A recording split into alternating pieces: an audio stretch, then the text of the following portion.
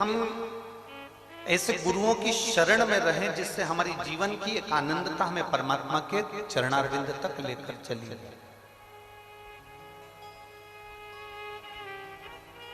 उन्हीं गुरुओं में से एक तारा बाबा जी भी, जिन्होंने अपने पास में कुछ भी नहीं रखा, कुछ भी। आज गोविंद जी बता रहे थे, किसी एक भक्त के यहां से बाबा जी के लिए रोटी बनकर आती थी 5। कितनी रोटी आती थी? 5। और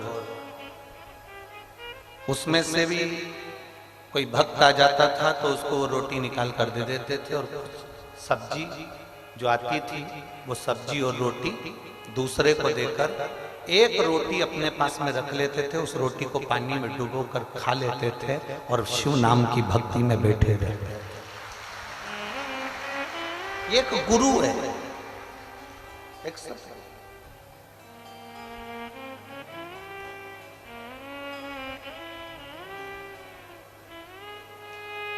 और आप लोगों को तो प्रसन्न होना चाहिए।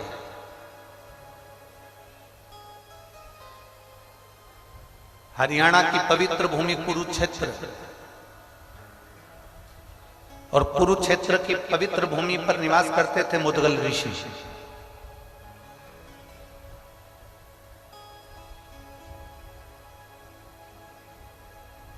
जिन मुदगल ऋषि ने शिव भक्ति को अपने जीवन में ऐसा उतारा कि उनके बेटे, उनकी बहू, उनकी पत्नी भी शंकर की भक्ति में रमी रहती थी।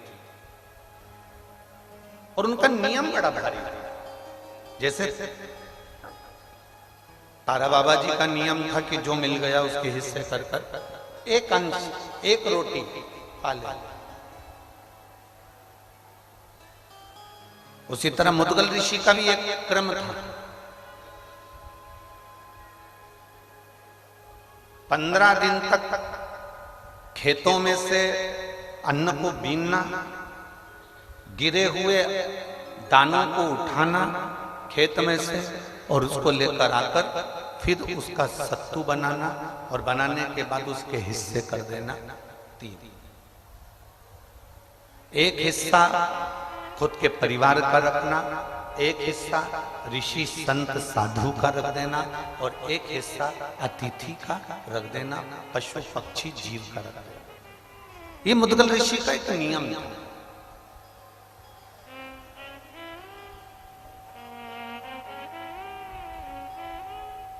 ये मुदगल ऋषि का एक नियम बना हुआ। अब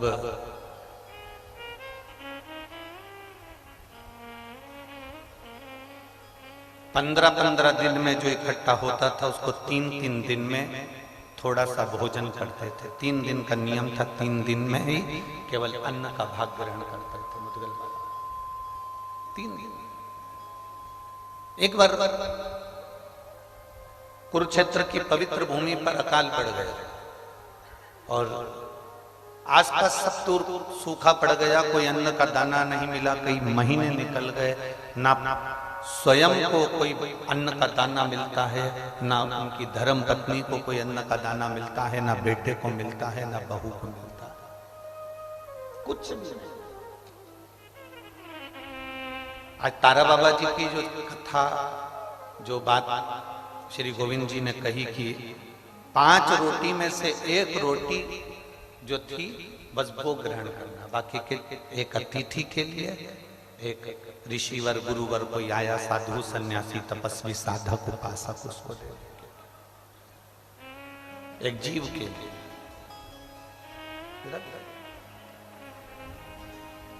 मुदगल ऋषि कई महीने निकल गए पर अन्न का कोई दाना नहीं मिला।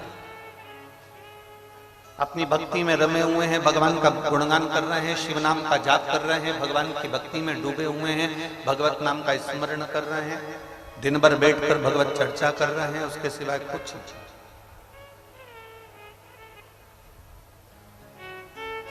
पिता शंकर का जाप करेगा ना तो चल जाएगा। पत्नी पति के पीछे चलती है, इसलिए पति को जाप करता हुआ देखेगी ना तो शंकर की भक्ति में डूब जाएगी, चल जाएगा।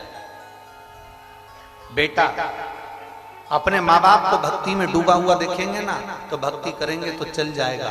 पर बहू जो दूसरे के घर से आती है उसको 3 महीने तक लगातार एक अन्न का निवाला ना मिले तो चलेगा क्या? जम के तो बोलो चलेगा? एक अन्न का दाना बहू के मुख में ना, एक अन्न का।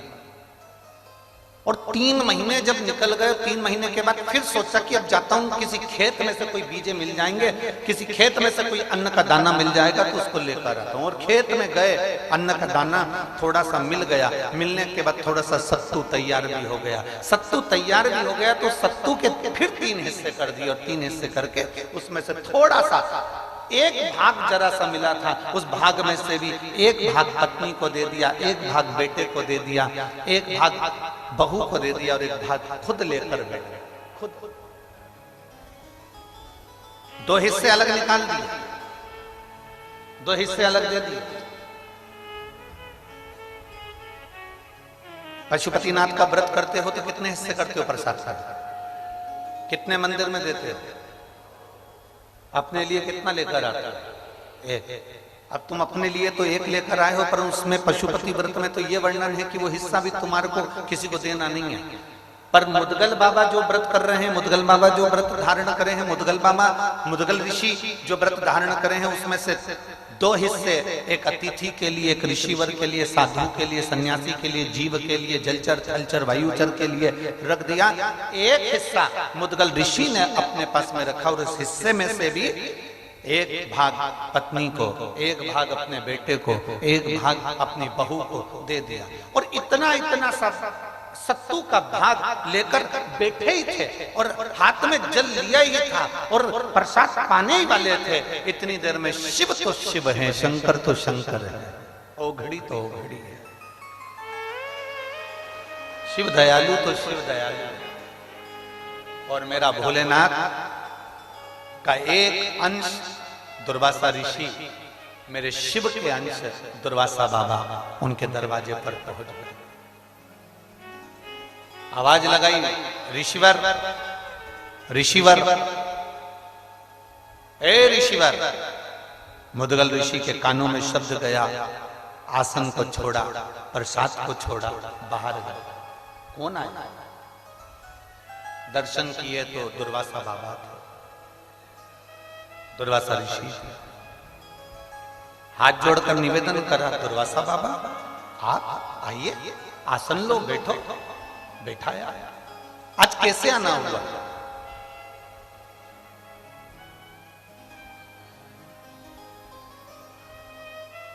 बहुत तेज भूख लग रही है, दुर्वासा ऋषि ने कहा, और पेट भरा नहीं है, भूख लग रही है, जल्दी से मुझे भोजन दे दो।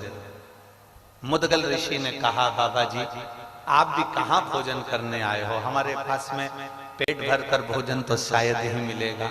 हाँ ये जरूर है कि मेरी पत्तल में जो भोजन है वो आपको दे देता हूं।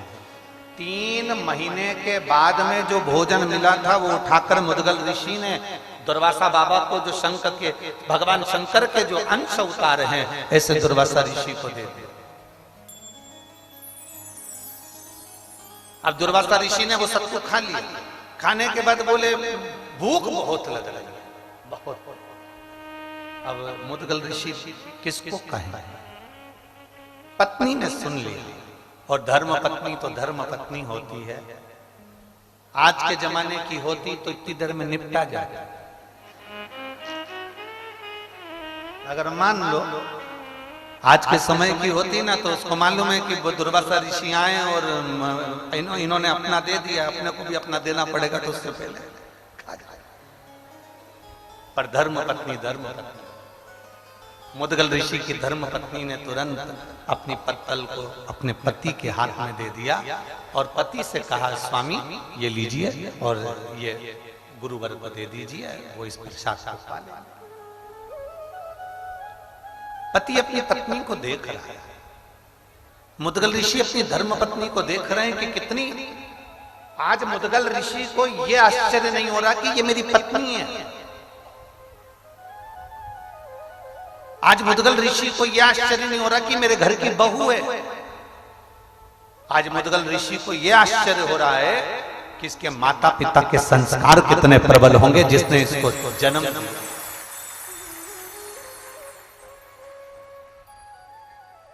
ये माता पिता के संस्कार कितने प्रबल होंगे जिसने इसको जन्म दिया और जिसने इसको ज्ञान दिया, इतना प्रबल ज्ञान जो देकर भेजे हैं। और पत्नी ने तुरंत पत्तल को दिया। मुदगल बाबा ने वो पत्तल ले जाकर दुर्वासा ऋषि को दी। दुर्वासा बाबा ने वो पत्तल को भी, उसमें से भी सामग्री को, सत्तू को लेकर फाँका। अब दुर्वासा जी ने जैसे ही सत्तू को फाँका, सत्तू को खाया, खाते से दुर्वासा ऋषि फिर बोले, अरे मुदगल ऋषिवर पेट नहीं भरा, बहुत भूख लग रही है, बहुत, कुछ करो व्यवस्था। मुदगल बाबा ने तो कुछ नहीं बोला, पर बेटा देख रहा था। जब पिताजी ने अपना भोजन दे दिया, माँ ने अपना भोजन दे दिया, तो बेटे ने भी कहा, पिताजी आप चिंता मत करो, ये पत्तल लीजिए और दुर्वासा बाबा को दे दीजिए। बेटे ने पत्तल दे दी, दुर्वासा ऋषि के पास में पहुंचे। दुर्वासा ऋषि उसको भी खा गए, उसको भी पा गए। और दुर्वासा ऋषि ने जैसे प्रसाद पाया, पाने के बाद में अब फिर दुर्वासा ऋषि ने कहा, बहुत भूख लग गई,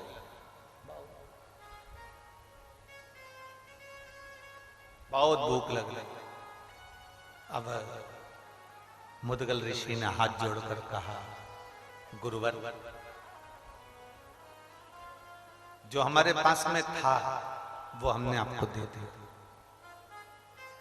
मेरी पत्नी के पास में जो था उसने भी आपको प्रसाद में दे दिया। मेरे बेटे के पास में जो था वो बेटे ने आपको दे दिया। पर मुदगल ऋषि तो कह रहे थे और दुर्वासा जी नैनों से इशारा कर रहे थे कि बहू के पास है, अभी प्रसाद रखा। परीक्षा कैसी लेता है भोलेनाथ। हमने पहले भी कथा में कहा, दुख जब भी आता है ना, तुमको निखारने के लिए आता है। तकलीफ जब भी मिलती है ना, तुमको अच्छा बनाने के लिए मिलती है। हमने पहले कथा में कहा, एक रेस का घोड़ा रेस में खड़ा होता है, उसका मालिक उस पर बैठ जाता है। घोड़े को नहीं मालूम कि मुझे रेस में खड़ा करा है, घोड़े को नहीं मालूम कि मुझे दौड़ना है, घोड़े को नहीं मालूम कि मुझे रेस में जीतना है। बस घोड़ा खड़ा है और मालिक उस पर बैठकर कोड़े से कोड़ा मारते जाता है, पिन चुभाते जाता है, मारता है, पिन चुभाता है, मारता है, पिन चुभाता है। घोड़े को बहुत तकलीफ होती है और इतनी तकलीफ घोड़े को होती है कि घोड़ा भागता है, इतना भागता है, दुनिया ताली बजाती है इसलिए कि घोड़ा आगे निकल रहा है। पर घोड़े से पूछा जाए कि तू भाग क्यों रहा है, तो घोड़े को समझ में आता है कि मुझे कष्ट इतना मिल रहा है कि मुझे दौड़ना पड़ रहा है। वो कष्ट के कारण वो दौड़, वो कष्ट इतना दौड़ा, इतना दौड़ा, इतना दौड़ा कि आखिरी में वो घोड़ा पहले नंबर पर आ गया, रेस में जीत गया।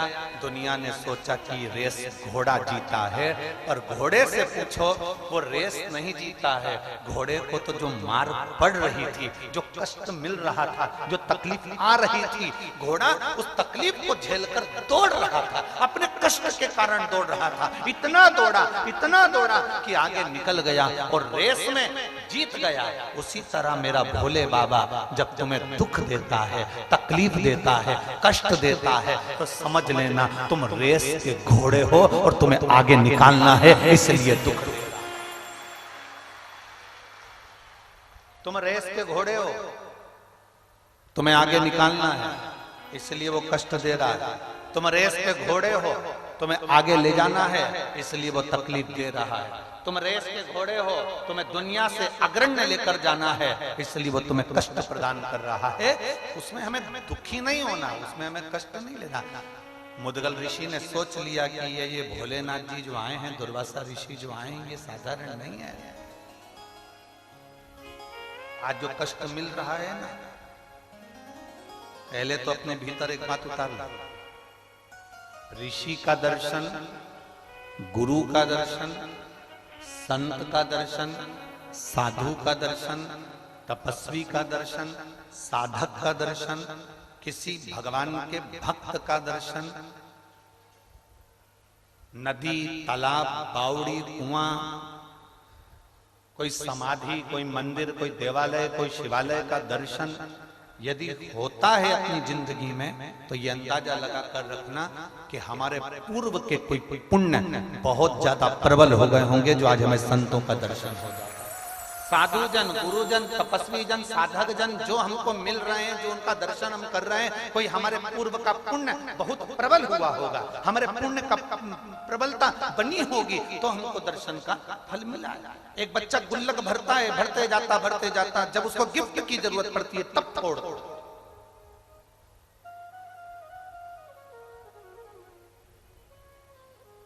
मुद्गल ऋषि देख रहे हैं, दुर्वासा जी ने देखा, भूख लगी है ऋषिवर, भूख लगी है। अब मुद्गल ऋषि बोले कि प्रभु जो हमारे पास में था दे दिया, अब हम क्या, भूख लगी। मुद्गल ऋषि ने अपनी बहू की पत्तल पर देखा, बहू का मुख नहीं, बहू की पत्तल पर देखा। क्या देखा बहू की पत्तल पर? कि बहू की आंख से अश्रु उस पत्तल पर टपक रहा था। बहू की आंख से सत्तू की जो पत्तल थी उस पर अश्रु टपक रहा। एक हमारे यहाँ का, हमारे शास्त्र वर्णन करते हैं कि भोजन की थाली पर कभी रोना नहीं चाहिए। भोजन की थाली के सामने कभी मत रो। शिव महापुराण की कथा कहती है, जो तुम्हारे सामने भोजन आया है उसको इतने प्रेम से पाना, इतने प्रेम से पाना कि तुम्हारे चेहरे पर चमक आ जाए। भले तुमको वो भोजन पसंद नहीं आया, भले वो भोजन में स्वाद नहीं है, पर तुम्हारे प्रसन्नता के साथ खाना, क्योंकि जिस प्रसाद को हम पाते हैं, जिस भोजन को हम करते हैं, उस समय पर हम जैसे अपने मन में अनुभव करते हैं, भोजन पहुंचने के बाद हमारी इंद्रियों को उसी तरह का बल प्रदान करता है। इसलिए कभी भी भोजन करते समय आंसू बहाते समय भोजन ना करें, रोते रोते भोजन ना करें, क्रोध करते करते भोजन ना करें। शिव महापुराण की कथा तो यहां तक कहती है कि तुम्हारे सामने टीवी चल रही है तो टीवी को बंद करो फिर भोजन करो।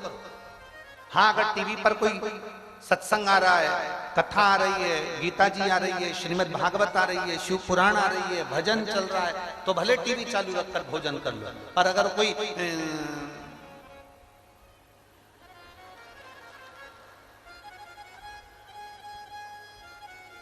भाभी जी घर पर है और तुम टीवी चालू कर कर भोजन कर रहे हो, और भोजन करते करते तुम्हारा ध्यान उस टीवी पर बना हुआ है, तो तुम्हारी इंद्रियों के लिए वो श्रेष्ठ नहीं, तुम्हारी इंद्रियों के लिए वो ठीक नहीं। भोजन करो, रोते हुए भोजन नहीं। भोजन का बहुत बड़ा प्रमाण है, बहुत बड़ा है। कोई कोई हमारे भोजन करते समय हमारे सामने आ जाता है, घर पे आ जाता है। अब घर पर कोई भोजन करते समय आ गया तो तुम्हारे दो मन हो जाते हैं। एक मन से तो तुम कह रहे हो आओ साहब भोजन कर लो, और दूसरे मन से सोच रहे हो जाता क्यों नहीं है। दो मन, एक मन से तो कह रहे हो कि भोजन कर लो, दूसरे मन से कह रहे हो कि जाता क्यों नहीं है। तो जो सामने बैठा है ना, सोफे पर, पलंग पर, कुर्सी पर, जमीन पर, उसके मन में ये प्रश्न खड़ा हो जाता है कि मैं रुकूं कि जाऊं। अब एक मन से तो तुम कह रहे हो भोजन कर लो, दूसरे मन से कह रहे हो कि जाता क्यों नहीं है, तो दो मन हो गए। वो दो मन में तुम खुद उलझ गए। अब उलझे यूं हो कि मैंने भोजन का बोल दिया और अंदर जाके देखा भी नहीं, और इतनी देर में वो उसने कह दिया हाँ साहब मैं तो भोजन करूंगा, और वो बैठ भी गया। अब तुम अंदर जाओ, फिर जो जगदम्बा है, चंद्रघंटा है, कुष्मांडा है, फिर उसका जरा मुंह देखना। पहले नहीं बोलते बना, मैं ज्यादा लोगों का भोजन बना लेती, इतना सारा बना लेती, 4-4 लोग सामने आकर बैठ गए, इनको कहां से कराऊं, रोटी बनाना पड़ेगी, सब्जी बनाना पड़ेगी, ये बनाना पड़ेगा। इतने में पति बोला एक काम कर, मैं अपनी थाली उठा कर लाता हूं, उसमें जो जो रखा है तो वो दे दे। ए देवी थोड़ी देर चुप हो, तेरे हाथ जोड़। अब जो बाहर बैठा है ना वो भी उलझा हुआ है, खाऊं कि नहीं, क्योंकि अंदर जितने हैं ना वो सब खिलाने के पक्ष में नहीं है। और जो खा रहा था तो वो तो झूठे मुंह तो बोलना ही पड़ेगा ना कि लो साहब भोजन करो साहब, तो मन इसका भी नहीं था, पर बोला है खाओ, और उसका मन था कि मैं खाऊं, अब वो भी उलझा हुआ। वो इंद्रियों के लिए श्रेष्ठ नहीं, वो इंद्रियों के लिए ठीक नहीं। शिव कथा कहती है, मेरे भोले बाबा जब प्रसाद ग्रहण करने बैठते थे, आकड़िया की रोटी बनाई, काकड़िया की साग, और परसे माता पार्वती जी मावे भोलाना, मन शिव रटोरे, छोड़ दो कपट मन शिव रटोरे। आकड़िया की रोटी बनाई, काकड़िया की साग, आकड़िया की रोटी बनाई, काकड़िया की साग, परसे माता पार्वती जी, परसे माता पार्वती जी, पावे भोलानाथ मन शिव रटोरे, छोड़ दो कपट मन शिव रटोरे, मन शिव रटोरे, छोड़ दो कपट मन शिव रटोरे। भगवान शिव की कथा कर रही है। पार्वती जी जो बनाती, मेरे भोले बाबा उसको प्रेम से पा, मेरे शंकर भगवान उसको प्रेम से ग्रहण कर। और महाराज लगन तुमसे लगा बैठे, जो होगा देखा जाएगा। एक बार जोरदार ताली बजाकर पूज्य गुरुदेव।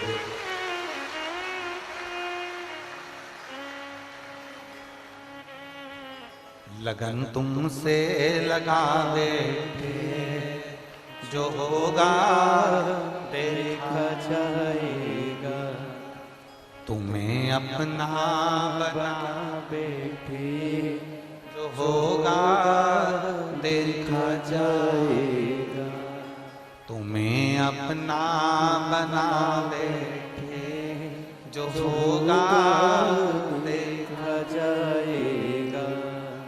रीत बड़ा, भोजन करते समय आंसू नहीं निकलना चाहिए, भोजन करते समय अश्रु ना निकले।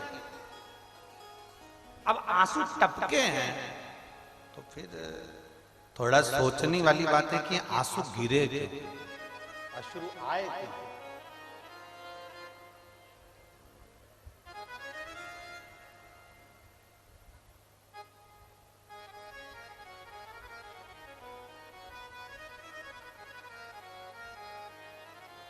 नारी स्त्री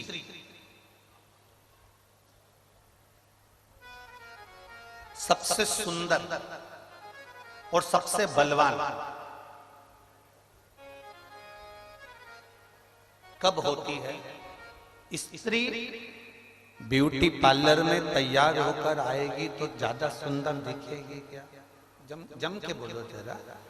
नहीं, स्त्री कहीं वो क्या बोलते हैं आजकल वो एक्सरसाइज करने की जगह को जिम, हाँ जिम, वहां ट्रेनर है कोई दीदी और वो उसको पूरी एक्सरसाइज करा रही और उसको बल प्रदान कर दिया तो क्या वो बलवान हो जाएगा? एक समझना बहुत जोरदार बात है। ये शिव पुराण की सबसे सुंदर बात है जो पार्वती जी को भगवान शंकर ने अमरनाथ की गुफा में कही।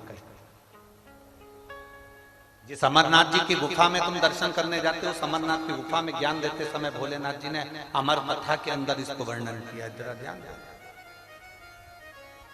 जितने आस्था चैनल पर सुन रहे हैं, जितने फेसबुक यूट्यूब पर सुन रहे हैं, जितने सुंदर तारा बाबा की कुटिया में बैठकर कथा को सुन रहे हो, अपने चित्तवृत्ति में उतारो। ब्यूटी पार्लर जाने पर इतनी सुंदरता स्त्री को नहीं मिलती, जिम में एक्सरसाइज करने पर इतनी बलता स्त्री को नहीं मिलती, जितनी सुंदरता और बलता, जितनी सुंदरता और बल केवल पति अपनी पत्नी को अगर इज्जत से बात कर ले तो उसके चेहरे पर सुंदरता आ जाती है। पति अपनी पत्नी से केवल इज्जत से बात कर ले, तरीके से बात कर ले, सम्मान से बात कर ले और उससे कह दे तुझे चिंता करने की जरूरत नहीं, मैं बैठा हूं, तो स्त्री में बल भी आ जाता है और उसकी सुंदरता भी बढ़ जाती है, उसको पार्लर से सुंदर हो जाता है। जितनी पार्लर में सुंदर नहीं हो सकती उतना बस पति इज्जत से बात करे, पति सम्मान से बात करे, पति सत्कार से बात करे, एक बार प्रेम से उससे बोल ले, स्त्री वैसे सुंदर दिखने लगती है। पर जब भी बोलता है ऐसा बोलता है जैसे कुएं में मेंढक ढर ढर कर।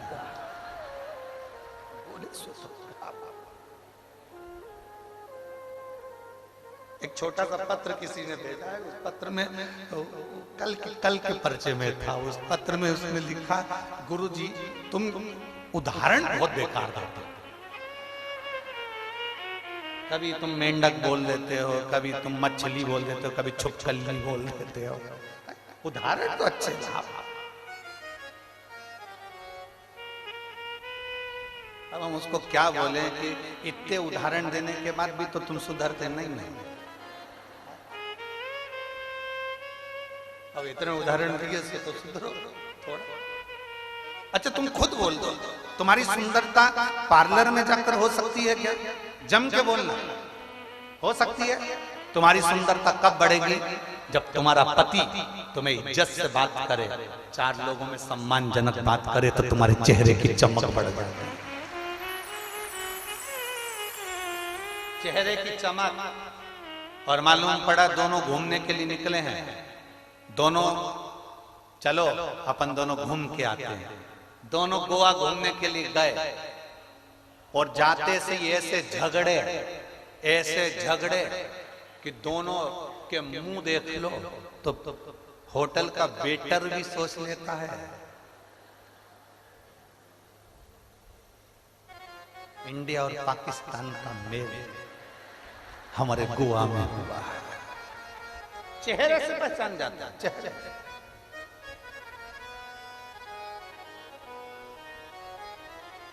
चेहरे से पहचान जाता कि ये साधारणता नहीं।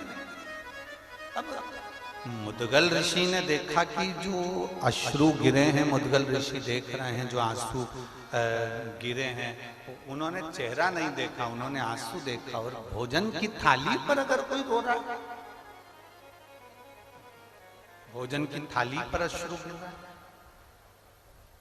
बड़ी सोचनीय बात है। बहुत सोचना पड़ेगा कि आखिर भोजन की थाली पर कोई रो रहा है तो क्यों,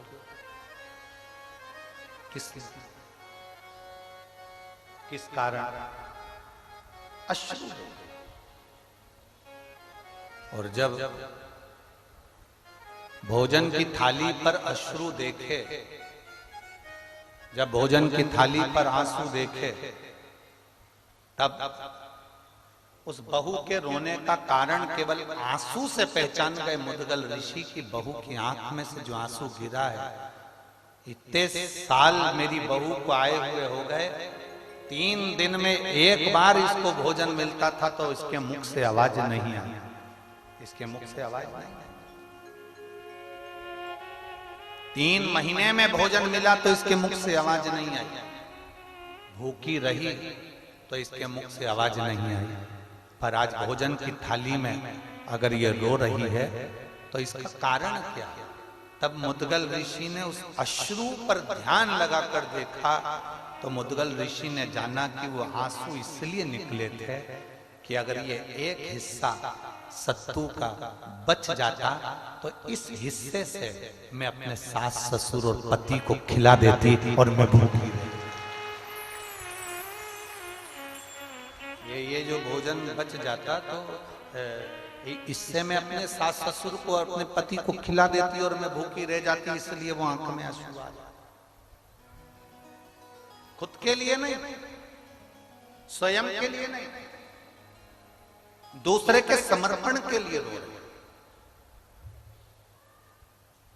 बहू ने हाथ में पत्तल उठाई और अपने ससुर को दे दी। पापा, पिताजी, बाबूजी, ये पत्तल दे दो दुर्वासा जी को। शंकर भगवान जब जब परीक्षा लेते हैं बड़ी विचित्र लेते हैं। पशुपतिनाथ का व्रत करने गए, 6 दिए नीचे रखे, भूल से 6 ही जला दिए। पशुपतिनाथ का व्रत करने गए, मालूम पड़ा घर में माचिस छूट गई और मंदिर में माचिस मांग कर अपने दिए को जला रहे हो, व्रत नहीं लग सकता, व्रत नहीं लग सकता। शिव महापुराण में पशुपतिनाथ के व्रत में तो यहां तक लिखा है कि अगर बेटी मायके में पशुपतिनाथ का व्रत कर रही है तो ससुराल में जिस घर में उसको दिया गया है, कन्यादान हुआ है, उस घर के अन्न से या उस घर के धन से पशुपतिनाथ का व्रत करे। मायके के अन्न और धन से पशुपति व्रत भी नहीं होता। आप किसी के यहाँ रिश्तेदार में गए हो, शिव महापुराण की कथा में पशुपतिनाथ के व्रत का विधान बताया कि आप किसी के घर में गए हो और आपका पशुपति व्रत है, तो शिव पुराण की कथा कहती है शादी में गए, फंक्शन में गए, कहीं कार्यक्रम में गए, आप उस व्रत को मत करो, छोड़ दो, अगले व्रत को करना। पर किसी के यहाँ के अन्न से, किसी के यहाँ के सामान से पशुपति व्रत नहीं करना। कितना सुंदर बात आज लोगों के समझ में आई है। क्या पहले तुम शंकर जी को मंदिर में जल नहीं चढ़ाते थे? बोलो, जम के बोलो जरा। चढ़ाते थे कि नहीं चढ़ाते थे? जम के बोलो जरा। चढ़ाते थे। शिवरात्रि या सोमवार को शंकर के मंदिर जाते थे कि नहीं जाते थे? जाते थे। जल चढ़ाते थे? चढ़ाते थे। अब तुम जल चढ़ाते थे, मंदिर जाते थे, पूजन करते थे, आराधना करते थे, सब कुछ करते थे, फिर भोले बाबा क्यों नहीं सुनता था? और जब से तुमने शिव महापुराण की कथा सुनना चालू करी, 1 लोटा जल चढ़ाते हो और भोलेनाथ जी तुम्हारी सुन लेता है, उसका कारण क्या है? कारण क्या है?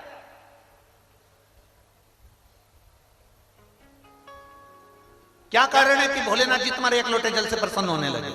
क्या कारण है कि शंकर भगवान तुम्हारे 1 लोटे जल से प्रसन्न होकर तुम्हें वर देने लगे? क्या कारण है कि शंकर भगवान पे चढ़ी हुई बेलपत्र खाने से औषधि होने लगी? उसका कारण क्या?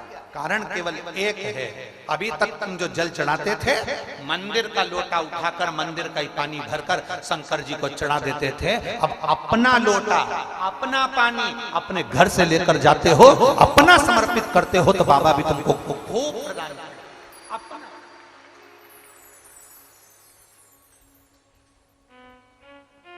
दे रहे हैं ना। अब ऐसे तो तुम मंदिर में जाओ, मंदिर का लोटा उठाओ, जिसने लोटा रखा होगा उसमें 25, 30, 50 रुपए तो खर्च हुए होंगे। बोलो तो जरा जम के। वहां का पानी भरते होगे तो वो जो खड्डा खोदा होगा, बोर लगाया होगा, कुआं खोदा होगा, बावड़ी खोदी होगी, किसी ने तो पैसा खर्च करा होगा। जरा जम के बोलो। अब पानी भी किसी दूसरे का, लोटा भी किसी दूसरे का, और तुमने उठाया और ले जाके 2-4 लोटा कुंडेल दिया और सिर पे पल्लू लेके हर हर महादेव। महादेव समझ गए पक्की बेवकूफ बना रही है। इससे फल नहीं है, इससे आनंद नहीं। भगवान भी सोचेगा फिर आई काय को, खा लिया, आ गई लोटा मंदिर का। बोलते जाओ जल्दी। पानी मंदिर का, महादेव मंदिर का। इसीलिए कभी कभी भगवान फिर तुम्हारी चप्पल चोरी करवा देता, इसी चक्कर कि अरियो कंजूसड़ी। भगवान भी कहता है कि अब जा। और जो मंदिर के बाहर गई, फिर ताऊ ए ताऊ। ताऊ बोले क्या? चप्पल कहां गई? तो ताऊ बोला मैं तेरे के नौकर, चप्पल देखूं तेरे, तू ढूंढ, नहीं मिली। 3 दिन तक डिप्रेशन में चल जाए, अब नहीं जाऊंगा। सियोर वाले महाराज ने कहा था जल चढ़ाना, मुझे क्या मालूम था कोई मेरी चप्पल चुरा कर ले जाएगा। सियोर वाले महाराज ने कहा था घर से लोटा लेकर जाना, पानी भर के ले जाना, शिव जी को चढ़ाना, भगवान देव अधिदेव महादेव कृपा करेगा। पर तू जल तो चढ़ा रही थी पर तेरा ध्यान जल में नहीं था जो दरवाजे पे छोड़ के आई थी, उस पे ध्यान। ए मेरी जीजियों, सिरसा वाली, तारा बाबा की कुटिया में बैठ के कथा सुन रही हो, आसक्ति रखकर कथा बिल्कुल मत सुन, एकदम अड़भंग। आज हम गोविंद जी से पूछ रहे थे, गोविंद जी आप शाम के समय यहाँ इतने शिव भक्त आए हैं, रात्रि को पंडाल में रुकते हैं, सब भजन गाते हैं, खूब झूमते हैं, खूब नाचते हैं। सिरसा वालों का सौभाग्य है, तुम जितने पुरुष दुकानों पर बैठते हैं, हम उनसे निवेदन करेंगे अगर तुम दिन में कथा में नहीं आ सकते तो रात में आकर इन शिव भक्तों का दर्शन जरूर करना। रात में आओ, शंकर के इन भक्तों का दर्शन करो। और जितनी भजन मंडलियां यहाँ पर रहती हो पूरे सिरसा में, माताएं ढोलक बजा बजा के, रात को आओ, 2 घंटा ढोलक मंजीरा बजा के बाबा के इन भक्तों के साथ भजन करो। डीजे वाले डीजे, बैंड वाले बैंड बजाओ, ढोल वाले ढोल बजाओ, क्योंकि ये शिव महापुराण की कथा कोई साधारण नहीं होती। जितने दिन तक शिव पुराण जिस जगह पर होती है उतने दिन तक मेरे 12 ज्योतिर्लिंग और कैलाश पर्वत वहां विराजमान रहते हैं, विराजमान रहते उतने दिन तक। और तुम्हें 7 दिन में से 1 या 2 दिन मेरे भोलेनाथ तुमको ऐसा महसूस कराएंगे जैसे हल्की हल्की पानी की बूंदें गिर रही है, ठंड लग रही है, ऐसा लगेगा कोहरा गिर रहा है, बादल छाए हैं, ऐसा महसूस होगा जैसे हम कैलाश पर्वत की यात्रा कर रहे हैं, केदारेश्वर और केदारनाथ, और हम अमरनाथ जा रहे हैं। 7 दिन में दर्शन करा, 7 दिन लीला का दर्शन वो करा।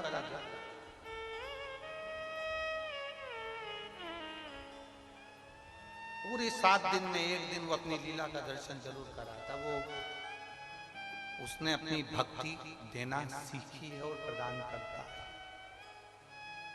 कभी ना सकता।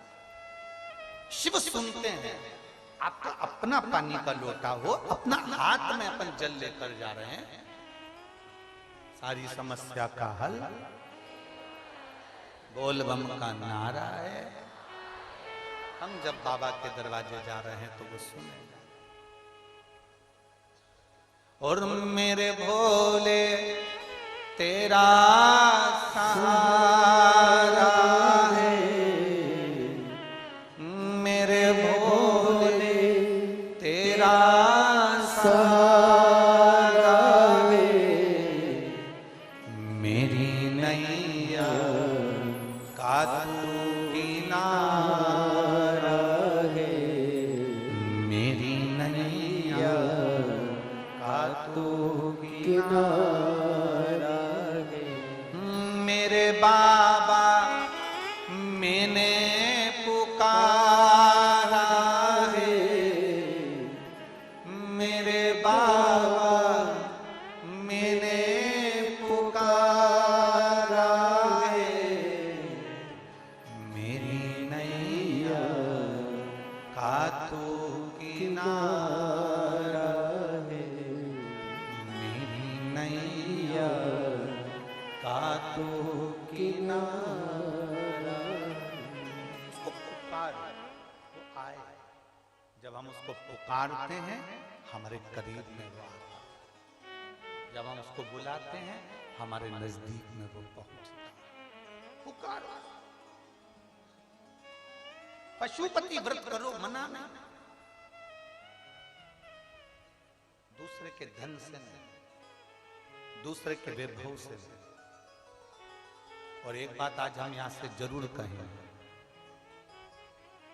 सीहोर कुबेरेश्वर धाम भी अगर तुम आओ ना तो यहाँ बैठकर पहले बाबा से विनती करना, बाबा मुझे 7 मार्च से 13 मार्च कुबेरेश्वर धाम जाना है, पर तू मुझे इन 15 दिन में 10 दिन में मेरी व्यवस्था तुझे करना पड़ेगी, मेरी झोली भर दे, मैं पहुंच जाऊंगी। पहले करो, प्रार्थना करो, बोलो, तब सुने, तब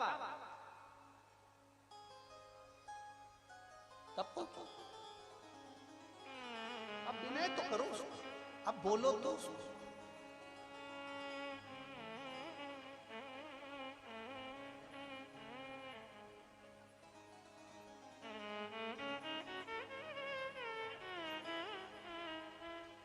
प्रतिदिन एक हम जो प्रार्थना करते हैं तुम भी करा करो।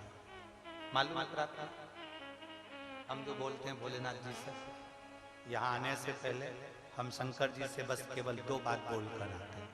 बाबा,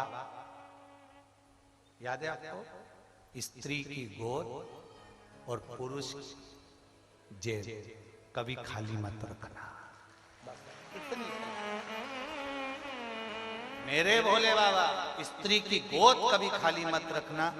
उसको 30 साल 35 साल 40 साल भी अगर संतान नहीं हुई है तो मेरे शंभू शिव महापुराण की कथा को अगर वो सुनने के लिए बैठा है, ऐसी कृपा करना कि उसकी गोदी में लाल जरूर देना। ऐसी कृपा। पुरुष की जेब खाली ना रखना, उसकी जेब कभी खाली मत रखना। स्त्री की गोद खाली रहती है तो उसको बहुत सुनना पड़ता है, और पुरुष की जेब खाली रहती है तो उसको भी बहुत सुनना पड़ता है। लोग धुतकारते हैं, स्त्री को भी अगर बच्चा नहीं है तो धुतकार देते हैं, कोई अपने बच्चे उसकी गोद में नहीं देता। पुरुष की जेब खाली है तो कोई नहीं पूछता, धुतकार। दोनों, स्त्री की गोद भरी रहे और पुरुष की जेब खाली। तू कृपा कर, तू दया कर।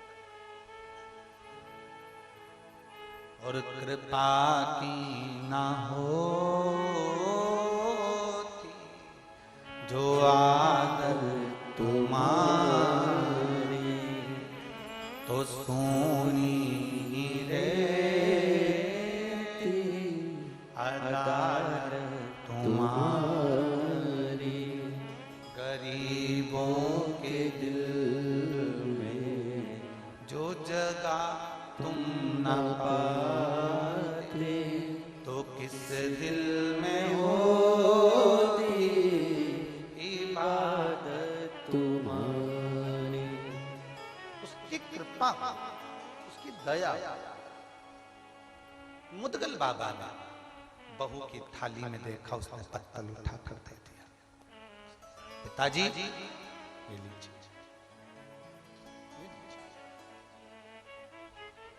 थाली दुर्वासा बाबा को दिया। परीक्षा लेता है मेरा भोलेनाथ। पशुपति व्रत करे, 6 दियों में दिया लगा दिया। पशुपति व्रत कर अपने साथ छोड़ कर आया, माचिस घर रह गए, पूजन का सामान रह गए।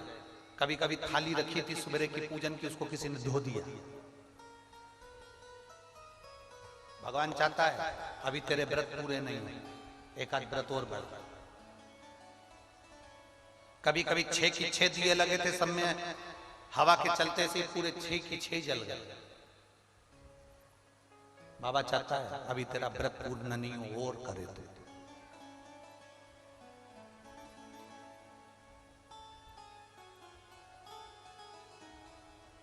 इतनी जल्दी पूर्णता नहीं। अब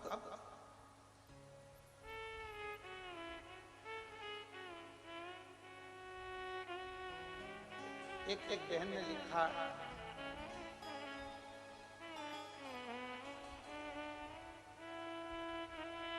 मेरा नाम मीनाक्षी सोनी है, हम अक्षयगढ़ राजस्थान से हैं।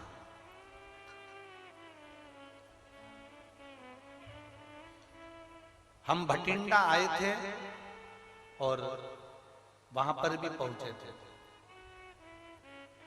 हमने वहां भी पत्र भेजा था, कहीं बैठी हो तो हाथ हिला सकते हैं। आप ही हैं? श्री शिवाय नमस्ते। बच्चा आया है के साथ में, लिया लिया।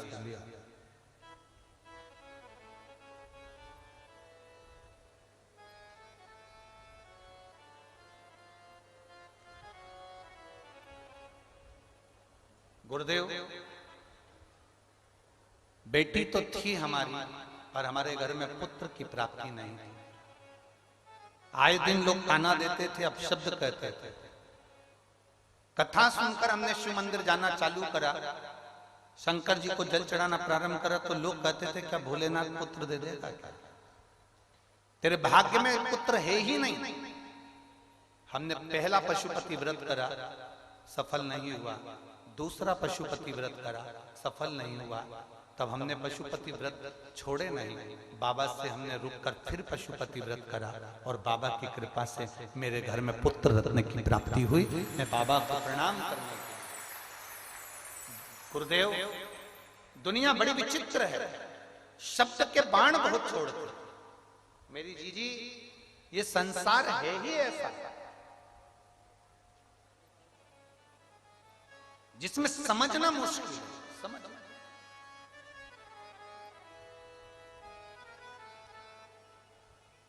अभी कहा था, घोड़े को जो कोड़े पड़ रहे हैं उसके जीतने के लिए, घोड़े को जो पिन चुभोया जा रहा है वो उसको जीतने के लिए।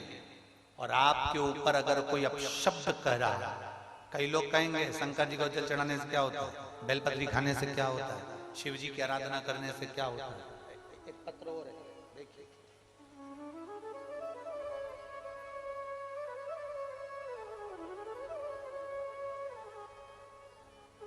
मेरा नाम बंसल गोस्वामी है, मेरी उम्र 25 वर्ष है। मैं फतेहाबाद जिला गांव जाड़वाला बांगड़ की रहने वाली हूँ। कहीं बैठी हो तो हाथ हिला सकते हैं। मेरा नाम बंसल गोस्वामी है। आप ही? श्री शिवाय नमस्ते। मेरा नाम बंसल गोस्वामी है, मेरी उम्र 25 वर्ष है। मैं फतेहाबाद जिला गांव जाड़वाला बांगड़ की रहने वाली हूँ। 2020 में मेरा लीवर डैमेज हो गया, इन्फेक्शन हुआ। इन्फेक्शन के बाद में जांच हुई तो मेरे लीवर ने काम करना बंद कर दिया। उसका असर किडनी पर भी पड़ना चालू हो गया और लीवर पूरी तरह से डैमेज हो गया। लीवर ने काम करना बंद कर दिया। डॉक्टरों के हिसाब से हम दिल्ली लेकर गए और वहां पर जांच कराई। डॉक्टर ने कह दिया इसका लीवर काम नहीं कर रहा है, अन्न की इसको एलर्जी है, ये गेहूं जिंदगी भर नहीं खा सकता। तब हम वहां से वापिस लौट कर आ गए, दवाइयां लेकर आ गए। डॉक्टर कहते हैं कि तुम्हें जिंदगी भर गेहूं नहीं खाना है, तुम्हारा लीवर काम नहीं कर रहा है, लीवर पूरा डैमेज हो चुका है। हम वहां से वापिस आ गए, पर हमारा मन नहीं माना, अब करें तो करें। तब एक किसी के कहने पर हमने शंकर जी के मंदिर में जाना प्रारंभ करा और शिव जी को जल चढ़ाना प्रारंभ करा। शंकर जी को जल चढ़ाते उसका आचमन करते, शिव जी को जल चढ़ाकर आचमन करते। समय गुजरता गया, मार्च 2021 आ गया। गुरुदेव, मार्च 2021 में हमने पहला पशुपति व्रत करा और हम पहली बार सीहोर पहुंच गए। सीहोर में जाकर वहां से रुद्राक्ष लाए, कंकर शंकर लाए, उसकी आराधना करने लगे। उस रुद्राक्ष को तांबे के कलश में गला लेते, शिव जी को चढ़ा देते और उसका पानी हमने पीना प्रारंभ करा। बाबा का मैं क्या गुणगान करूं गुरुदेव। जुलाई का महीना आ गया, हम मार्च में गए थे और जुलाई के महीने में हमने फिर चेकअप करवाया उसी जगह पर, उसी दिल्ली के हॉस्पिटल में, और डॉक्टर भी आश्चर्य में पड़ गया कि आपका लीवर और किडनी दोनों काम करना प्रारंभ कर दिए हैं। ये शिव तत्व, आइए बेलपत्र, ये शिव तत्व है। शंकर ओघड़ी। गुरुदेव, मेरा मोबाइल नंबर ये है। मेरे शिव की बड़ी कृपा है, हम तो हार चुके थे पर देवाधिदेव महादेव ने हमको बचा लिया। शिव तत्व है, शंभु ओघड़ी है।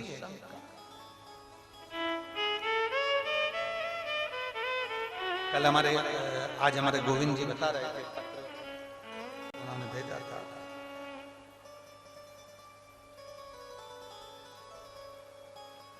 गोविंद जी बता रहे थे, कोई उनके बीआई जी आए थे, उनके समधी, तो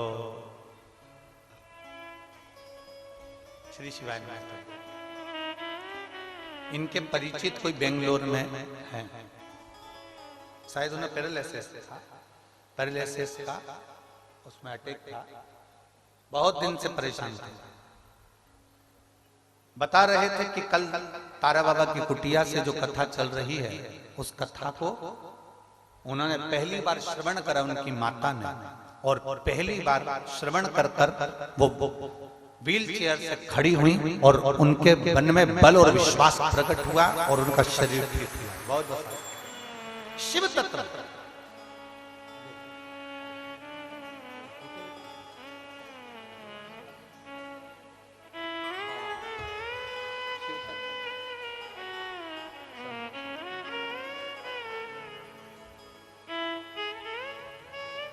दिल से अगर श्रवण कर रहे हो, दिल से अगर मांगा है तो उसमें दिल से, जितने विश्वास के साथ शिव महापुराण की कथा को सुनते हो, उतने विश्वास से मेरा देवाधिदेव महादेव तुम्हारी झोली भरता है, उतने विश्वास।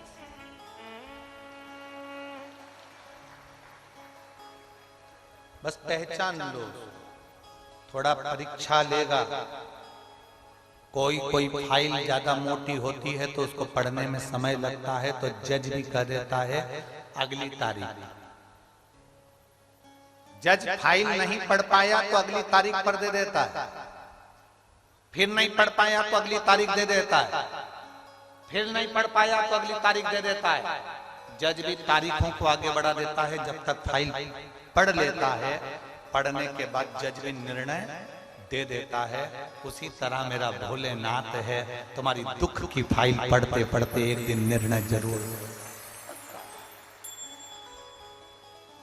देगा। विश्वास भरोसा।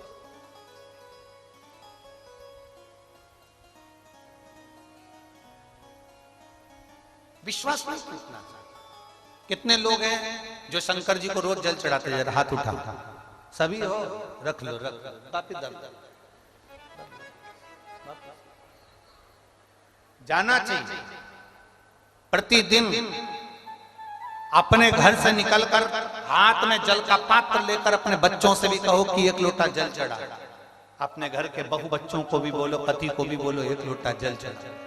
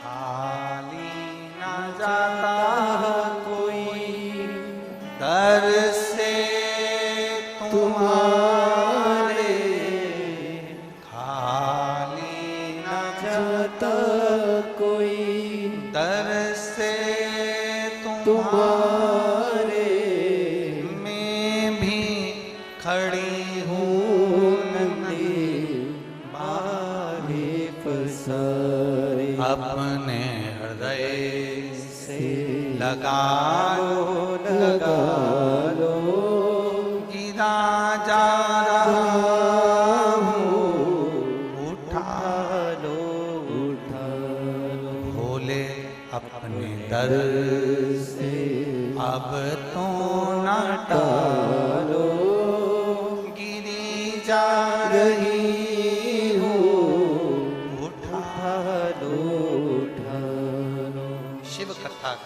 विश्वास दृढ़ लेगा परीक्षा, बोलेगा।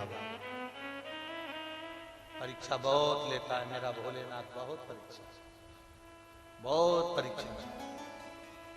पर तुम्हें कुछ बनाने के लिए, तुम्हें आगे लाने के लिए, तुम्हें जिताने के लिए परीक्षा की घड़ी में से पास करेगा जरूर, ये निश्चित है।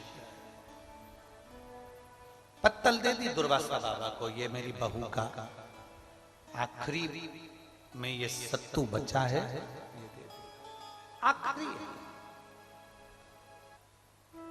सत्तू दे दे, ये आखिरी। दुर्वासा ऋषि ने खा लिया।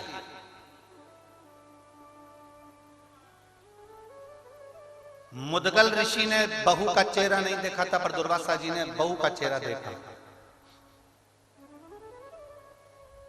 शिव पुराण कहती है, अतिथि आए ना, सबसे पहली मुस्कुराहट घर में किसी को ना हो, पर बहू के चेहरे पर होना चाहिए।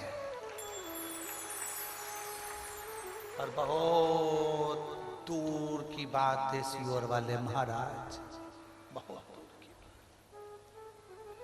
अतिथि आए, मेहमान आए, बहन बेटी आए, रिश्तेदार आए, संत आए, साधु आए, गुरुजन आए, घर में कोई अतिथि कोई आ गया, सबसे पहली मुस्कुराहट घर की बहुओं के चेहरे पर होना चाहिए। घर की बहुओं के चेहरे पर मुस्कुराहट होना चाहिए। चेहरा मुस्कुराना चाहिए। आज हमारे घर में अतिथि आया, आज हमारे घर में कोई आया, मुस्कुराई, प्रसन्न। पर दिक्कत है, सबके चेहरे पर मुस्कुराहट हो सकती है, नी बोलूं तो अच्छा। मेरा पाला तुमसे ही पड़ना है, बहुत। कईयों को लगता है कि अब आ गए तो काम फैल गया, काम बढ़ गया, भोजन बनाना पड़ेगा, इनके बच्चों का कितना फैलाएंगे, घर में कचरा ही कचरा कर जाएंगे, सब दूर फैला जाएंगे, सब दूर काम ही काम दिखेगा। अब सुबह जल्दी उठना पड़ेगा, इनकी चाय बनाओ, नाश्ता बनाओ, भोजन बनाओ, ये करो वो करो। कौन आता है, कौन बुलाता है, महज भ्रम है, करता सब तारा बाबा है। ये हमारे कर रहे, महज भ्रम है। कौन कर रहा है, कौन करा रहा है? तुम कर रहे हो, तुम करा रहे हो।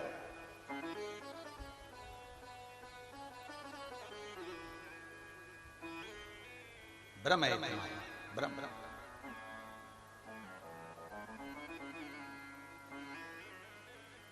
प्रसन्न होना चाहिए बहू को। चेहरा मुदगल ऋषि ने नहीं देखा, चेहरा दुर्वासा जी ने देखा। तो चेहरा देखकर दुर्वासा ऋषि ने वर दे दिया। केवल चेहरा देखा बहू पर वर दे दिया। पत्नी के चेहरा देखकर वर नहीं दिया, मुदगल ऋषि का चेहरा देखकर दुर्वासा जी ने वर नहीं दिया, बेटे का चेहरा देखकर वर नहीं दिया, बहू का चेहरा देखकर वर दिया। और अतिथि के आने पर, मेहमान के आने पर, मौसी काका बुआ फूफा के आने पर, ननंद के आने पर, नंदोई के आने पर, रिश्तेदारों के आने पर जब बहू के चेहरे पर प्रसन्नता होती है, तब देवता भी फूल बरसाकर वर देकर जाते हैं कि तूने सम्मान किया। बहू के चेहरे पर प्रसन्नता होना चाहिए। भाई तो मिले गए, सास तो मिलेगी, ससुर तो मिले गए, पर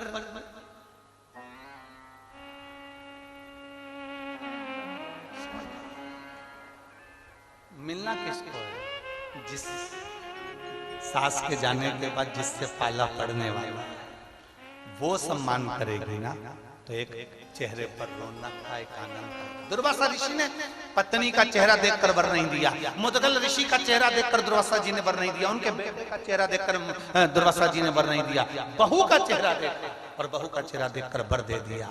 ए बेटा, मैं तुझे वर देता हूं, जब तक पृथ्वी पर तुम रहना चाहो तब तक रहना, तुम्हें जितनी संपदा चाहिए सब मिलेगी, और आखिरी में तुम शंकर भगवान के कैलाश में निवास करोगे। ये मेरा वर है, ये मेरा वर। और बेटा,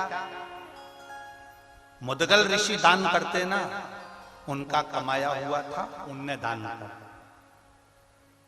बेटा दान करता था तो ये बाप का दिया हुआ बेटे को मिलता, तो बेटे ने दान किया। पत्नी दान करती ना, पति का हक था तो पत्नी दान करती। पर बेटा, तेरी तो शादी हुई है, तू बहू बनकर आई है, अभी इसमें तेरा कोई हक नहीं, फिर भी तूने अपना हक किसी को दिया है तो वो खाली नहीं जा सकता, उसका वर तुझे देता, उसका वर तुझे देता। आशीर्वाद देकर दुर्वासा ऋषि चले गए। कुरुक्षेत्र का मैदान था। समय आया, समय आने पर उसी कुरुक्षेत्र की पवित्र भूमि के उसी प्रांगण के अंतर्गत युधिष्ठिर ने एक बार यज्ञ रखा।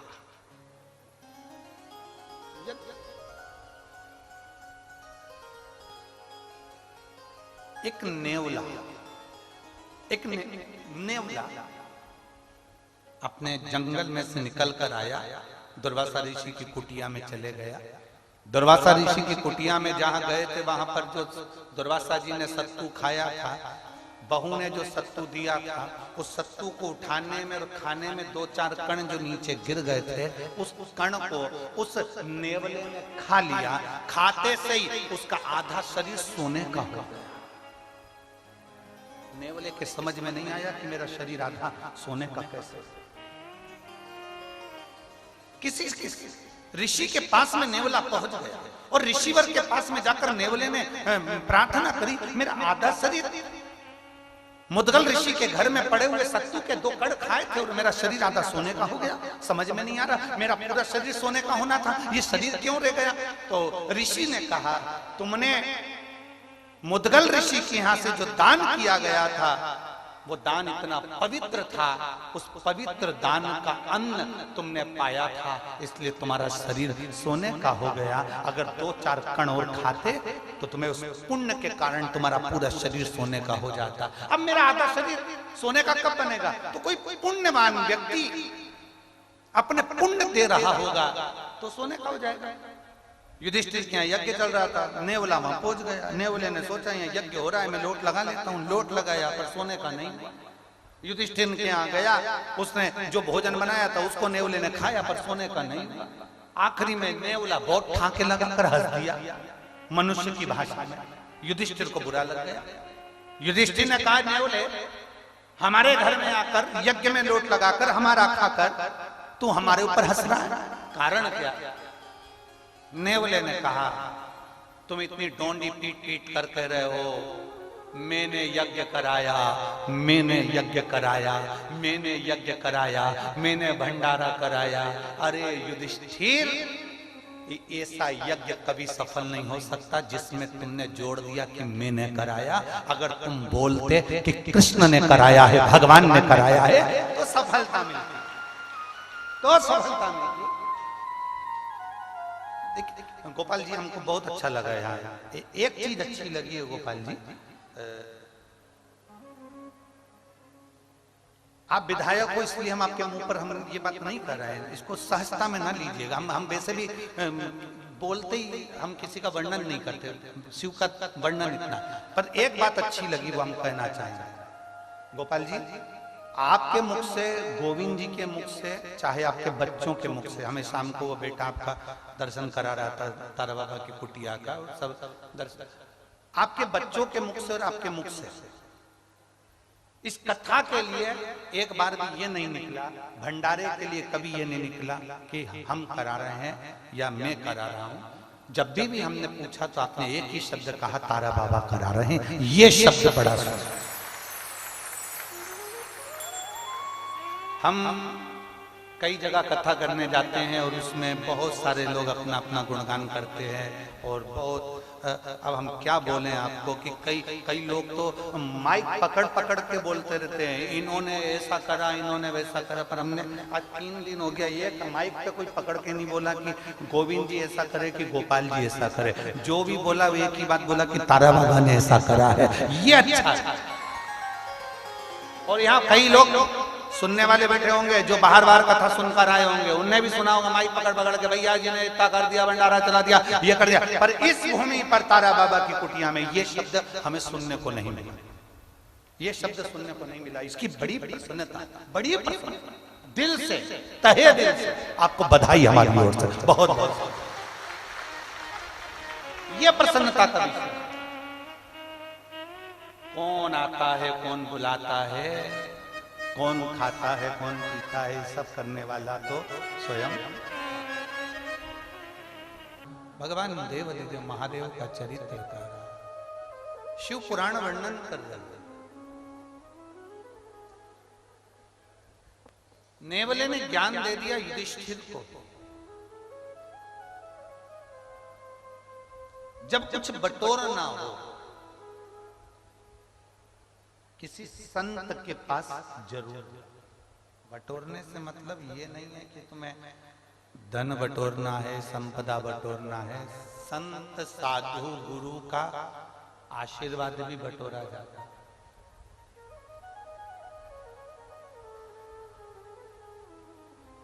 आओ सेवा करो, पुण्य बटोर कर लेते हैं,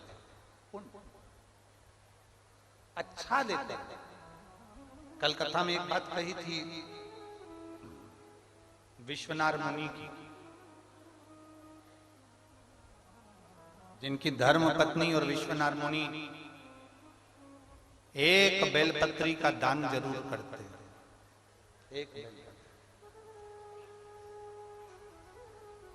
कल एक बात जरूर कही थी कि चांदी सोने की बेलपत्र से बड़ी होती है एक वृक्ष की, जम के बोलो जरा, बेलपत्र। जो सोने चांदी की बेलपत्र भी सुख नहीं दे सकती, वो सुख मेरे शंकर भगवान को जो बेलपत्र प्रिय है वो बेलपत्र दे दे। जितने लोग भ्रम में पड़े हुए हैं कि हमको गुरुजी ने चांदी की बेलपत्र दे दी, किसी ने सोने की बेलपत्र दे दी, बिल्कुल खुश मत होना। रत्ती भर भी, एक रत्ती के खुश मत हो कि तुम्हें चांदी की बेलपत्र मिल गई कि सोने की बेलपत्र मिल गई।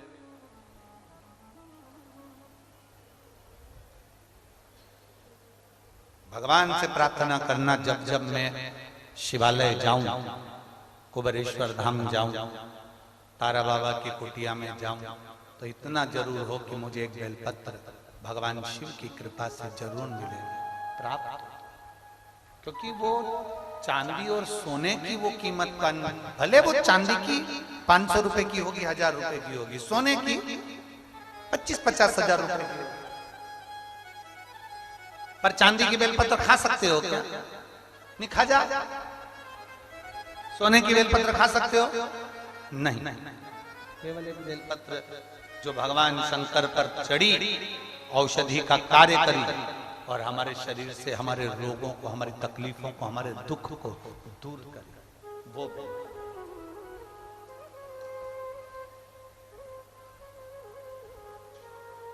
विश्वनाथ मुनि ने अपनी धर्मपत्नी से कहा कि बेलपत्र का दान करते करते करते करते समय बीत गया। एक दिन विश्वनाथ मुनि की धर्मपत्नी ने कहा, विश्वनाथ मुनि की धर्मपत्नी बोली कि हमारे घर में संतान नहीं है, संतान का सुख नहीं, हमारे घर में औलाद नहीं है, संतान नहीं है। शास्त्र कहता है विश्वनाथ मुनि के यहाँ शादी के कई वर्ष निकल चुके थे, कई वर्ष, पर औलाद का सुख नहीं।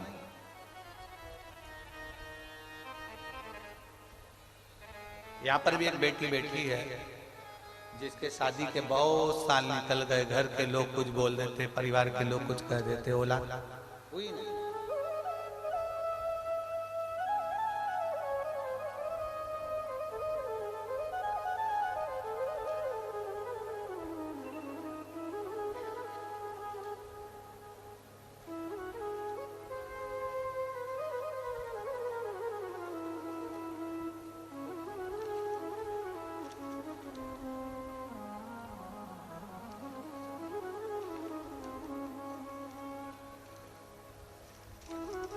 शंभो शरणे पड़े मागू घड़ी रे घड़ी, दुख काटो दया करी निदर्शन आपो।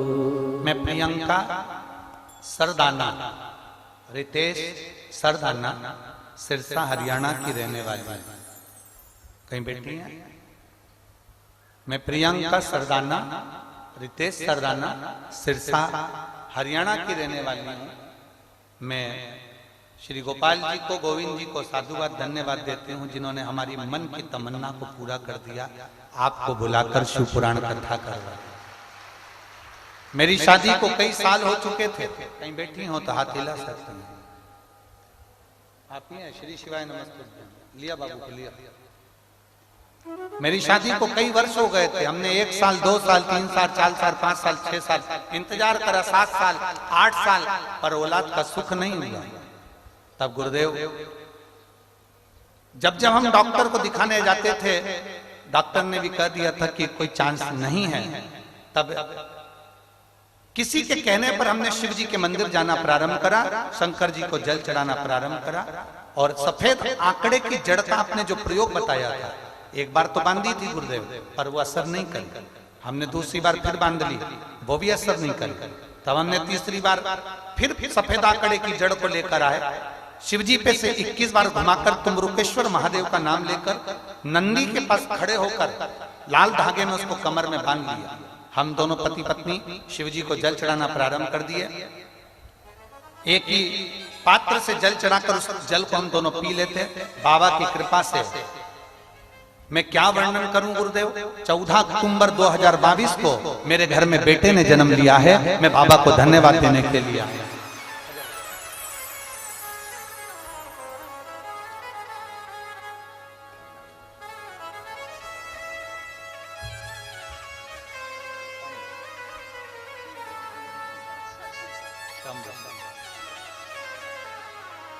प्रणाम करो।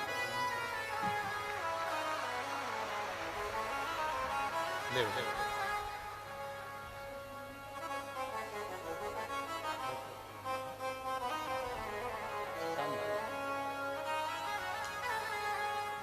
शिव तत्व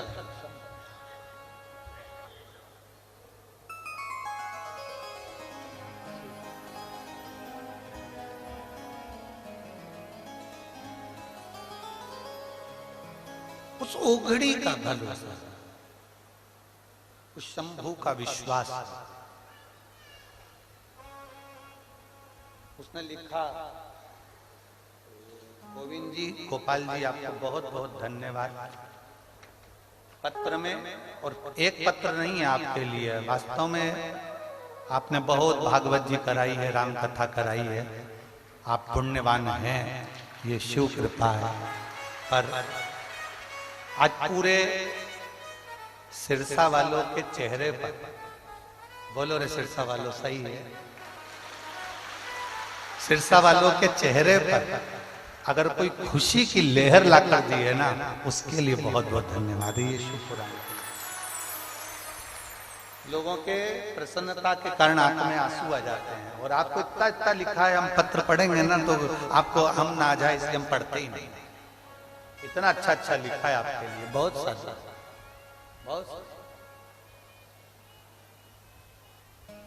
शिव कथा बाबा का दिल से क्या ना। एक बेटी लिख रही है, एक बेटी ने लिखा, प्रमीला गुलाब सिंह, गांव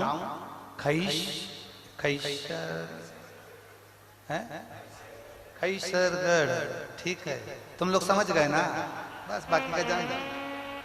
खैसरगढ़ सिरसा की निवासी, कहीं बेटी है, कहीं बेटी हो तो हाथ हिला सकती है।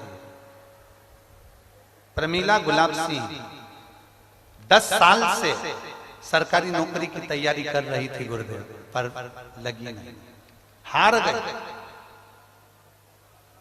मेरी बेटी है 13 साल की, वो कहती है, मम्मी, वो सियोर वाला महाराज चिल्ला चिल्ला कर कहता है शंकर जी को 1 लोटा जल चढ़ा, तुम क्यों नहीं जाती है? तो मैं कहती हूं 10 साल नहीं हुआ तो सियोर वाला क्या करे। मेरी बेटी कहती है, मम्मी एक बार उन पे भरोसा तो करो, चल मैं भी तुम्हारे साथ चलूंगी। हम 1 लोटा जल चढ़ाना प्रारंभ करें। पशुपतिनाथ का व्रत किया, और बाबा का मैं क्या गुणगान करूं गुरुदेव। 19 दिसंबर को जब मेरा एक एग्जाम था, मैंने वो एग्जाम दिया, बेलपत्री पर शहद लगाकर शिव को समर्पित करा। उम्मीद तो नहीं थी, पर मेरे बाबा ने मुझे गवर्नमेंट जॉब में लगा दिया। मैं बाबा को धन्यवाद देता हूं। शिव तत्व है, वो घड़ी है, प्रकाश है शिव, उसकी भक्ति, उसका विश्वास। तुम्हें लगता होगा अभी तक जो कथाएं तुम श्रवण कर रहे हो, तुम्हें लगता होगा कि हमें कथा में जाना है, हमें कथा में बैठना है, हमें कथा सुनना है ना। कल भी हमने कथा में कहा था, शिव महापुराण की कथा में वही पहुंचता है जिसको मेरे शंकर भगवान हाथ पकड़कर पार लगाने वाले होते हैं, वही पहुंचता ही नहीं, पहुंच ही नहीं सकता। बहुत प्रयास कर लो, नहीं पहुंच सकता। हम पहले भी कहे, सीहोर कुबरेश्वर धाम पर वही पहुंचता है जिसको बाबा बुला ले, और शिव पुराण में वही पहुंचता है जिसको शंकर को पार लगाना बहुत मुश्किल, बहुत। विश्वनाथ मुनि की धर्मपत्नी ने कहा, कई साल हो गए संतान का सुख नहीं है, औलाद नहीं है। विश्वनाथ मुनि ने कहा, शिव जी पे भरोसा नहीं है क्या? भरोसा टूटता है तब लोग दूसरे का दरवाजा ढूंढते, भरोसा नहीं टूटेगा ना तो फिर दूसरे का द्वार भी नहीं पकड़ाएगा। भरोसा टूट गया क्या तुम्हारा? विश्वास टूटा है क्या तुम्हारा? बहुत सारे यहाँ पर कैंसर के मरीज आए हुए हैं, कैंसर के पेशेंट भी आए, बहुत सारे यहाँ लीवर और किडनी वाले भी आए, बहुत सारे यहाँ थायराइड और बीपी वाले भी आए, बहुत। ये प्रसंग आप लोगों के लिए, जिसके घर में औलाद नहीं हुई 30, 35, 40 साल तक, ये कथा उसके लिए भी।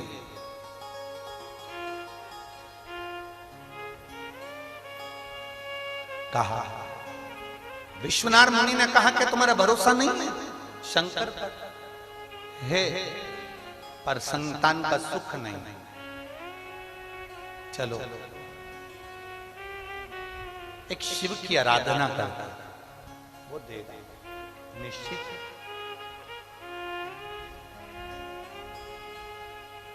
सप्त नदियों का पवित्र जल, मेरी जीजियों 35 साल भी हो गए ना औलाद को, नहीं है ना घबरा। 40 साल भी हो गए ना औलाद को, ना घबरा।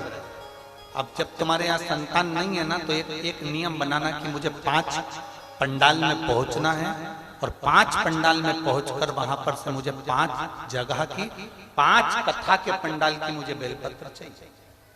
आप नियम बना, उसके दरवाजे पर जाने का नियम बना। अब जब औलाद नहीं है तो एक प्रयास तुम भी करो, अपने पति से कहकर मुझे कथा में जाना है, 5 पंडाल में बैठकर कथा सुनूंगी। कोई वीआईपी ट्रीटमेंट नहीं, जमीन पर पंडाल में जहां जगह मिलेगी वहां सोऊंगी, जो भिक्षा देकर चले गया वो पालूंगी, और जैसी व्यवस्था होगी उसमें रहकर मुझे 7 दिन 5 दिन की कथा सुनना। 5 पंडाल,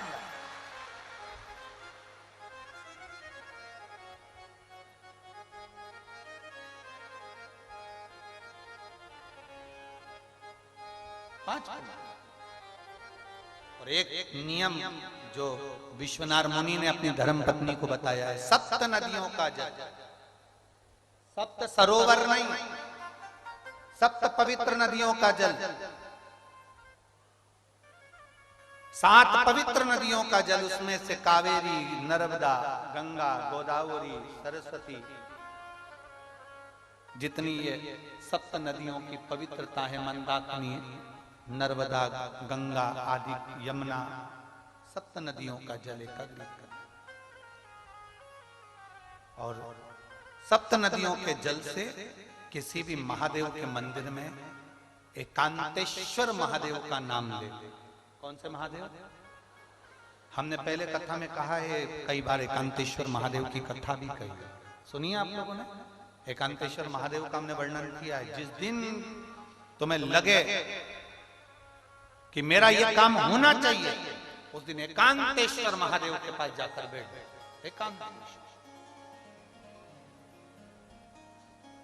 एकांतेश्वर महादेव मतलब बाहर मिलेंगे।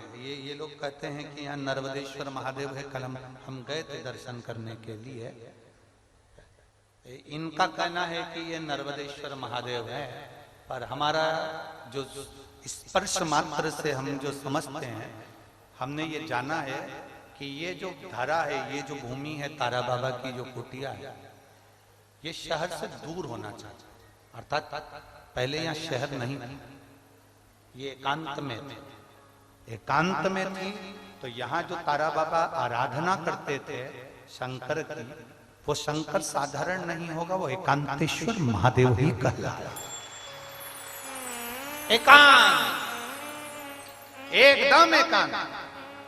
इनका कहना है नर्मदेश्वर है, वो नर्मदा का शिवलिंग है। शिवलिंग कहीं का भी हो सकता है, पर उसकी एकांतता देखी जाती है, एकदम मौन स्थिर, साथ बैठे, जहां केवल शिव के सिवा कुछ भी नहीं, शंकर के सिवा कुछ। जो आया वो गुफा के चक्कर में घुस गया, जिसको शंकर से मिलना था वो डायरेक्ट पहुंच गया, उसे गुफा से मतलब ही नहीं रहा, उसे तो एकांतेश्वर से मतलब था। पहुंचा, बैठा, जल चढ़ाया, स्पर्श किया और चल बाबा से अपने दिल की बात, हृदय की बात, एकांत। सप्त नदियों का जल रखकर, सप्त बेलपत्र के ऊपर सप्त नदियों का जल, एक बेलपत्र ली, उसके ऊपर एक कटोरी में, एक बाटकी में, एक पात्र में एक नदी का जल, दूसरी बेलपत्र ली, दूसरी कटोरी में फिर जल, फिर तीसरी में बाबा की आराधना कर कर, शिव से विनती कर कर, भगवान शंकर के नामों का 108 नामों का जाप कर कर, श्री शिवाय नमस्तुभ्यं कर कर, एक कटोरा जहां से पानी बहकर नीचे आता है वहां लगा लीजिए और एक बेलपत्री को उठाकर शिव जी के शिवलिंग पर समर्पित करिए। समर्पित करते समय डंडी का मुख अशोक सुंदरी की ओर हो। अशोक सुंदरी का जगह मालूम है सबको? सबको मालूम है ना? अशोक सुंदरी की ओर मुख, अशोक सुंदरी फिर समझ गड़बड़ ना करिए। ये शिवलिंग जलाधारी, ये जल बह रहा है नीचे सामने से, स्थान गणेश जी का, कार्तिकेय जी का, बीच में एक मोटी सी लाइन होती है, वो अशोक सुंदरी का स्थान है। शिवलिंग ये जलाधारी माता पार्वती जी का हस्त कमल है। शंकर जी के ऊपर जो जलधारी रखी रहती है ऊपर, जिसमें से एक एक बूंद नीचे गिरती है, वो शंकर भगवान की 5 लड़कियां हैं, जया, विषहरा, शामली वाली, दौतली, देव। शंकर जी की 5 लड़कियां शिव जी के ऊपर एक एक बूंद पानी गिराती रहती हैं। शंकर भगवान की कुल कितनी लड़कियां हैं? 6। कितनी लड़कियां हैं? 6। 5 जया, विषहरा, शामली बारी, दौतली, देव। शंकर जी की 6 नंबर की लड़की अशोक सुंदरी। जब हम प्रयोग करेंगे एकांतेश्वर महादेव का, ये बेलपत्र जो हमने समर्पित करी है, डंडी का मुख अशोक सुंदरी की ओर हो, डंडी का मुख। आप बैठे कहां पर हो? जल चढ़ाते समय शिव जी को जल कहां बैठकर चढ़ाया जाता है? जम के बोलो जरा। जहां से जल बहकर जा रहा है इसके ठीक विपरीत की ओर, ठीक विपरीत की ओर। जल बहकर जा रहा है इधर, तो तुम बैठोगे इधर, इधर नहीं बैठोगे, इधर नहीं बैठोगे। जल इधर बह रहा है तो तुम इस साइड बैठोगे। यहाँ बैठकर फिर बेलपत्र को आप समर्पित करोगे। डंडी का मुख उधर होगा, पत्ती का मुख आपकी ओर होगा, और जो एक नदी का जल है वो समर्पित कर कर जो पात्र लगा है उसमें वो जल इकट्ठा होते चले जाएगा। दूसरी बेलपत्र उठाना है, 108 बार शिव का नाम लेना है, फिर वापिस बेलपत्र श्री शिवाय नमस्तुभ्यं कर कर समर्पित करना है। डंडी का मुख अशोक सुंदरी की ओर होना। जब 6 बेलपत्र अशोक सुंदरी की ओर जाएगी, 7वें नंबर की जो बेलपत्र है उसका डंडी का मुख आपकी ओर होगा, और डंडी का मुख आपकी ओर होकर जल चढ़ाकर आप उस जल को झेल लेंगे।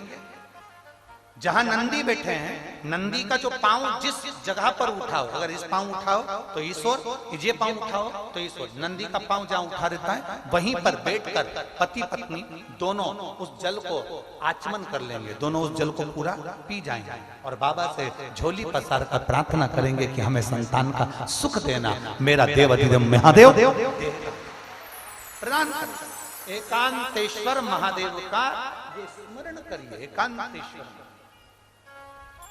पहुंच गए विश्वनाथ मुनि अपनी धर्म पत्नी को लेकर एकांत में, जहां भगवान शंकर विराजमान थे, उस एकांतेश्वर महादेव के पास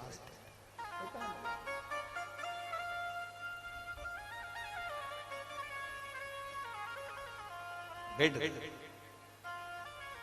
एकांतेश्वर महादेव के पास बैठकर आराधना करी, पूजन करी, सप्त नदियों का जल समर्पित कर आचमन करा, गर्भ ठहर गए।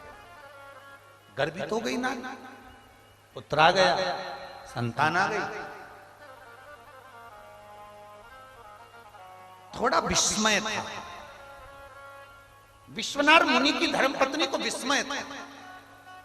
भरोसा करो तो पूरा करो, अगर तुमने भरोसा करा है तो भगवान नैया पार भी करेगा। विश्वनाथ मुनि की धर्मपत्नी को थोड़ा विश्वास भी था, थोड़ा अविश्वास। कई लोग ऐसे होते हैं जिनके मन में विश्वास भी प्रकट होता है, अविश्वास भी हो जाता है। किसी किसी को लगता है क्या शंकर जी पे जल चढ़ाने से ऐसा हो सकता है? चढ़ा रही है पर विश्वास नहीं है, बोल रही है पर विश्वास नहीं है।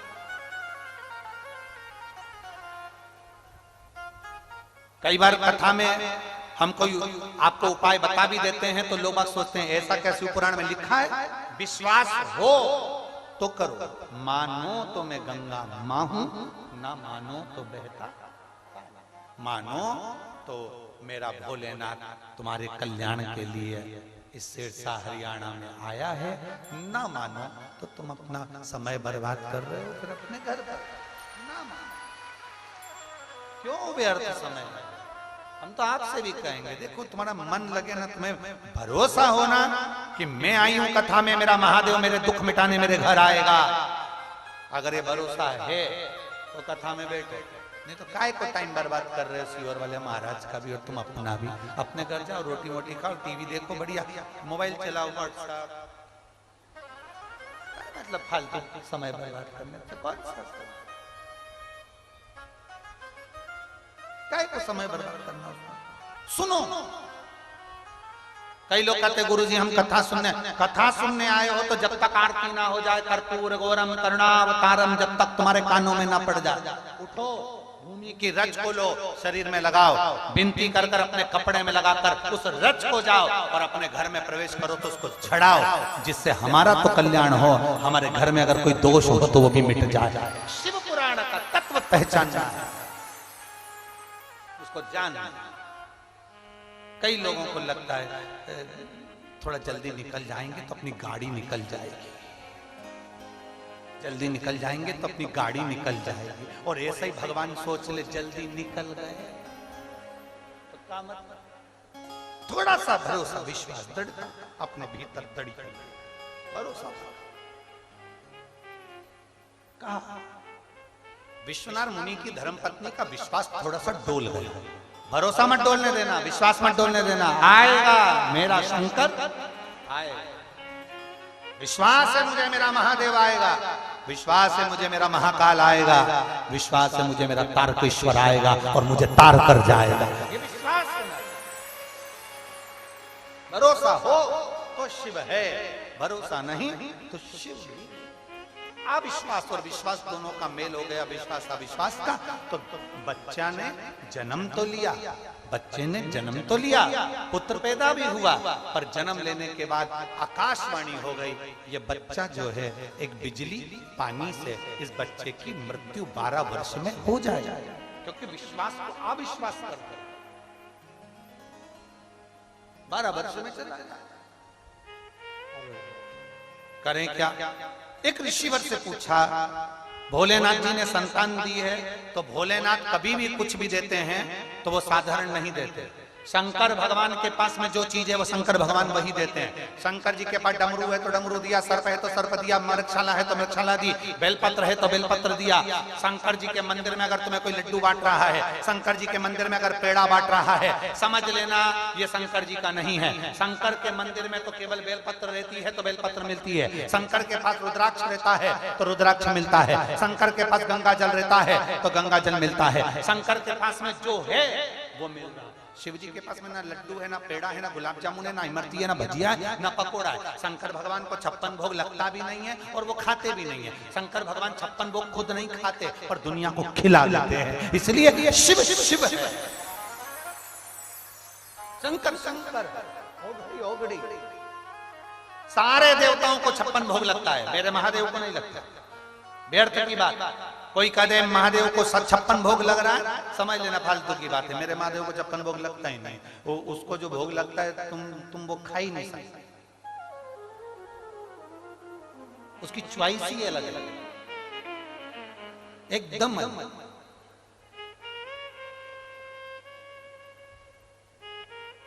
जो वो खाता है तुम खा ही नहीं सकते। क्यों नाटक करना फालतू का। शंकर भगवान को भांग प्रिय है। कौन सी पुराण में लिखा जी कि शिव जी को भांग प्रिय। अभी शिवरात्रि आएगी, लोग घोटेंगे पिएंगे। कहा शंकर को जो प्रिय है वो तुम नहीं खा सकते। धतूरा मंगवा खा लोगे। शिव काली मिर्च मंगवा शिव की प्रिय।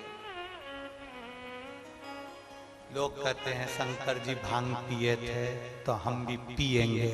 हमने कहा शंकर जी तो जहर भी पिए थे, पी ले। मैं क्या शंकर जी की होड़ कर रहे हो तो बात दूसरी है भाई। यहाँ शिव की होड़ की बात नहीं है। शंकर को समझना बहुत कठिन है महाराज, बहुत कठिन।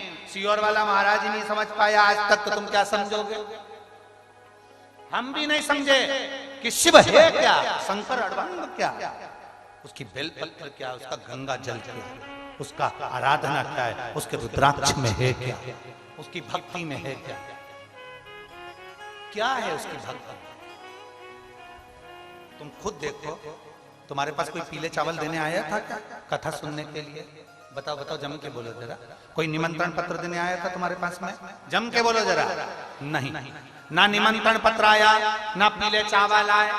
जो तुम्हारे यहाँ पीले चावल देके जाता है, शादी के जो निमंत्रण पत्र देकर जाता है, वहां भी तो तुम नहीं जाते।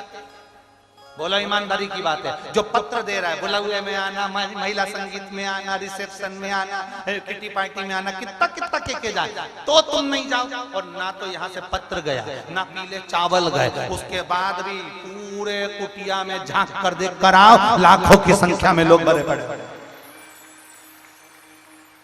अर्थात तुम हमारे लिए नहीं आए हो, ये पुराना तुम्हारा संबंध है भोलेनाथ जी से, तो उसने खींचकर तुम्हें बुला लिया।